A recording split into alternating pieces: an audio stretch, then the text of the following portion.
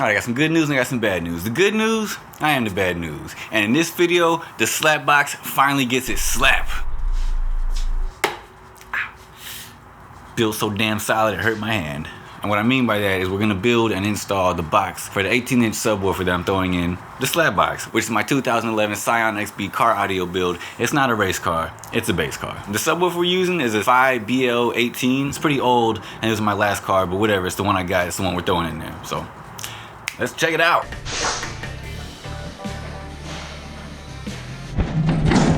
About 7.5 cubic feet, you know, after accounting for the actual subwoofer and the port. So it's gonna be a big old box. Let's get this out of the car and get started. Before we get started, I just want to clarify, this is not a how to build a subwoofer box. This is more a how did I build my subwoofer box for my sub in my car, for my needs. Boom. This is more like a vlog than a tutorial. Although you'll probably learn something because I learned a lot. So watching me stumble my way through it will hopefully help you. And maybe you can avoid some of the pitfalls that I've landed myself in. We had an owie kind of fit it. Right. Casualty of the game. Yep, it happens. Seriously, seriously, a casualty right there. The first step in any box build is to measure out the space that you have available and then determine how much you're willing to sacrifice. For me, I don't care about being practical, so I was willing to sacrifice the whole trunk. It fits, but like barely, like. So I measured the entire trunk space, the maximum that I could possibly fit. We got 17.5 tall by 38 altogether across. And that's what I used for the box. And the box ended up taking the entire trunk, but it's a compromise I would make again in a heartbeat, no question. And it just so happens that that fit right in line with Fi's recommendations for my particular sub, so convenient. And once you got the design made, I designed mine in SketchUp. The next step is to get all the pieces cut. Nothing fancy here. Due to some hardware deficiencies and some possible user errors, looks like I'm gonna need to do another one of these probably. Awesome. I was having a really hard time getting my measurements to like translate onto the wood. I am so good at making straight lines. My blade kept like warping a little bit, so I kept getting these weird lines. So I ended up having to make several extra cuts, had to buy an additional piece of wood, and just, you know, it was a whole big thing. Should be the last piece I need.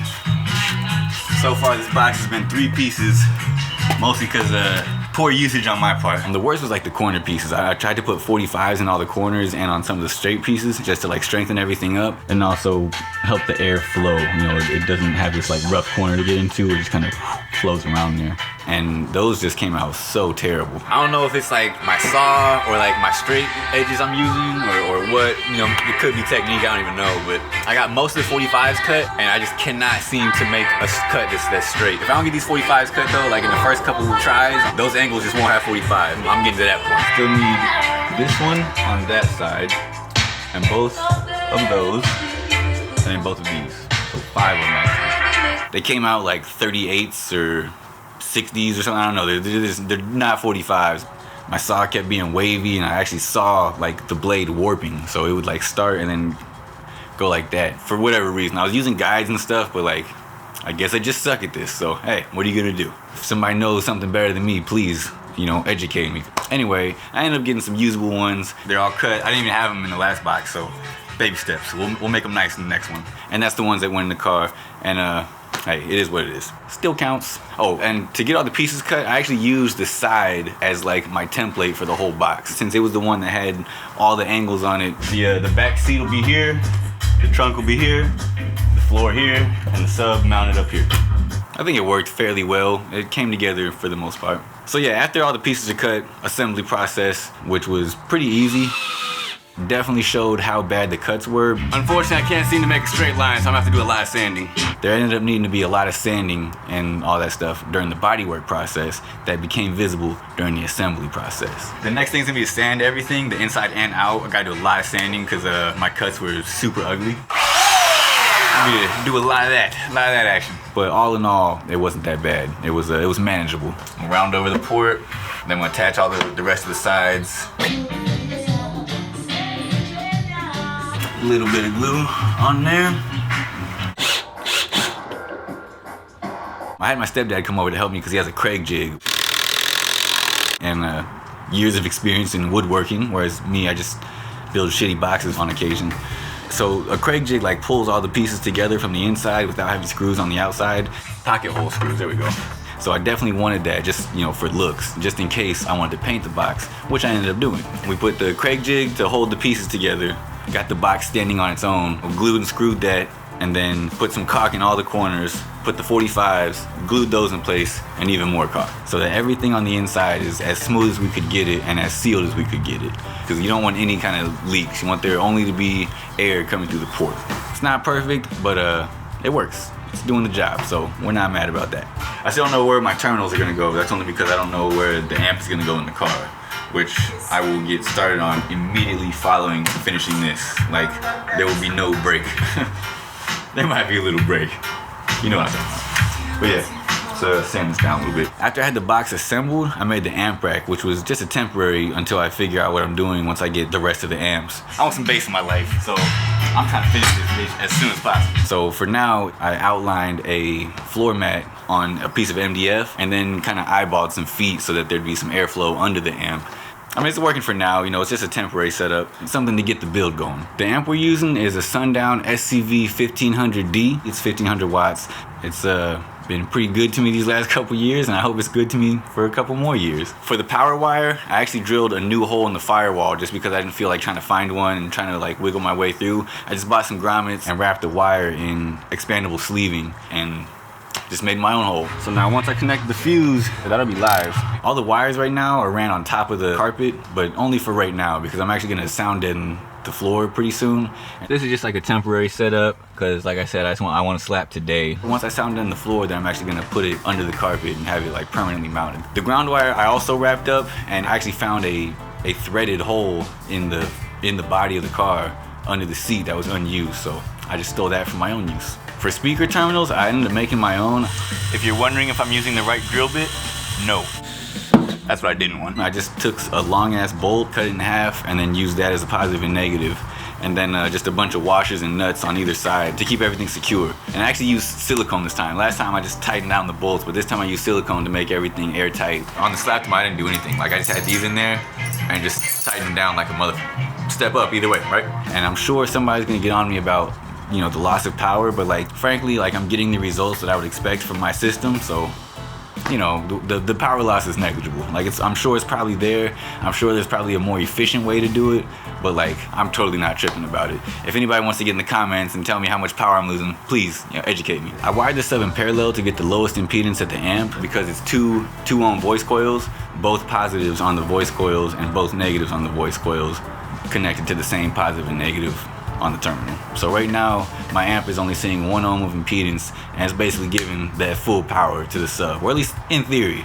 Whether or not it's working, who knows, but I'm getting about the results that you would expect from my setup. So after I got the box assembled and I got the amp rack made, the T-nuts I used to mount the sub ended up giving me some trouble. Damn it. Because they kept like rotating, so like I ended up having to glue it and pinch it for a while, which like pissed me off because it was like the day that I was trying to slap. It was like the day that like, all right, all I gotta do is mount the sub and I'm good. And like mounting the sub ended up, you know, taking a while because just because of the little T-nut, like it pissed me off so bad. Motherfucker, god damn it. I ended up riding around with it just kind of raw for a while just because I wasn't exactly sure if I wanted to paint it or like wrap it in something or, you know, what I wanted to do. So I ended up riding around with it kind of raw just because I wanted some bass right away. Oh my god, I'm so ready. Like just having it in there and like being able to close the hatch and have the seats up and just, I'm so ready, so ready. If you've done this before, you understand what I'm talking about. You just gotta have it. Okay, I promise I'll go into it later, probably tomorrow, but right now I'm so excited. Instead of doing anything else, I'm just about to go test drive it and just have fun, and I will get back to you. If you're a bass head, you know, man, like the day that you finish your build, like you're just ready to go. Like I don't care what it takes, like I'm ready to hear the shit slap. After I rode around with it raw wood for a while, I decided I was gonna paint it lime green and the port white so that if I put some LEDs in it, they would shine nicely. Kind of to match everything that's under the hood and all the wires and stuff. You'll see under the hood everything is still zip tied, and that's just because I'm still not exactly sure what the end product is gonna look like, so I have to I have to determine that over time. So for right now, I just have it secured the best I can. But like, that's the beauty of a project car, is like you're never actually done. You just kind of work on it little by little as time goes on. Come back and work on it later, and work on it tomorrow and the next day. Apparently people think that like I install it and then never look at it again. But no, I totally check on it to make sure it's still doing fine. And keep in mind that like when you see the video, this is just where it's at in its current state in the video. Which, by the way, by the time I post the video, the work was done months ago. I take a long time to edit sometimes. So like when you see it, it's been done for a long time. And I've already changed it 2 or 3 times. But you'd already know that if you followed me on Instagram at DaBadNewz, DaBadNewz. Somewhere like that.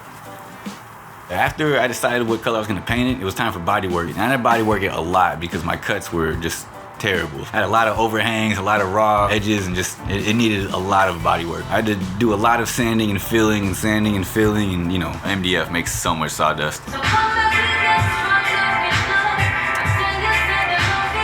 You gotta drink your coffee before you even get started, because once you get started, there's way too much dust in there. Honestly, I probably still shouldn't be drinking this coffee out here. After I did the body work, there was a few layers of primer.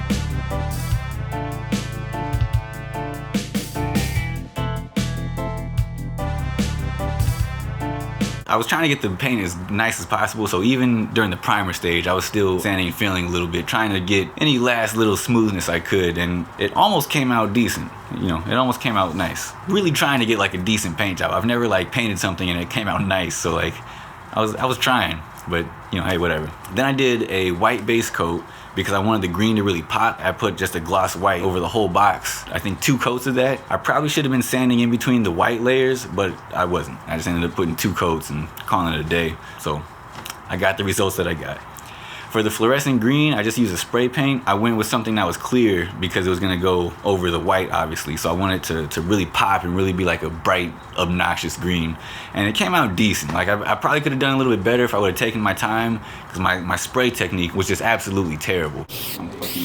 I was just not able to get a very even spray. So like I ended up having to wet sand and repaint and wet sand and repaint. And I should have been doing this for the white coat too. Wet sanding it. This works really nice. More lessons learned. There was a complete air gap right here before I started, so at least I fixed that, At least I did something. It was fun, like 7 coats in total of paint, while wet sanding in between just to get everything like a uniform color. And it still didn't come out exactly the way I wanted it to, but that happens. It's my first time painting something that I tried to get nice, so whatever. After I did that, I did a couple coats of clear that I'm not entirely sure even helped me out, just to seal everything up and hopefully bring out a little bit of shine. If I just kind of buff it and polish it a little bit, I'll probably have a pretty nice looking box. But like from a distance, it's not bad. It's not bad.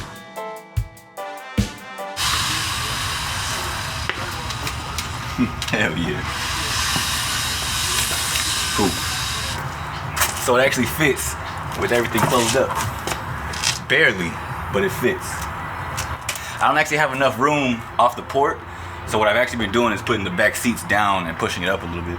I think I'm gonna end up taking the back seats out eventually, but for right now, it's doing the damn thing. But yeah, it like barely fits. And then the best part, man, the results. It fucking slaps.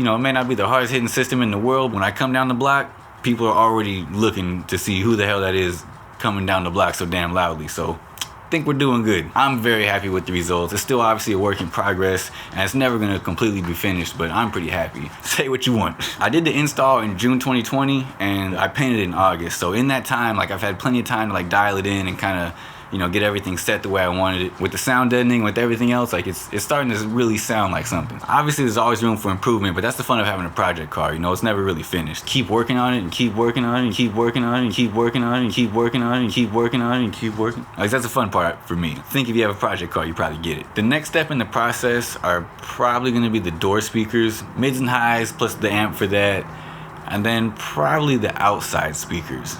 Probably start doing some of the more ignorant shit after that. Yeah. Rest in peace to the Slaptima, cause that's where the system was supposed to be, but things ended up happening to that one. Yeah. It's not the Slaptima anymore. Anyway, I hope you enjoyed checking out the box build. I hope maybe you learned something. Maybe there's something funny, whatever. I had to put it in the car so I could actually be supported enough to like crawl in here to get these holes. And can you get these holes? Make sure you subscribe so you're in tune for the next one, which is gonna be sound deadening the roof, which is already done, but I haven't showed you, obviously. If you want to see things like a little more updated, follow me on Instagram at DaBadNewz, DaBadNewz, because that's where I post as I'm doing it. And fill the comment section with questions and suggestions, please. Let's keep the conversation going, and always hear the bad news first. Skrrr! The reason you install sound deadening is because vibrations kill bass. You install sound deadening to make the panel heavier, but how do you install some sound deadening? And roll it out with the roller? Doing it at that angle, like, oh my god. Well, that is it. It's finally installed.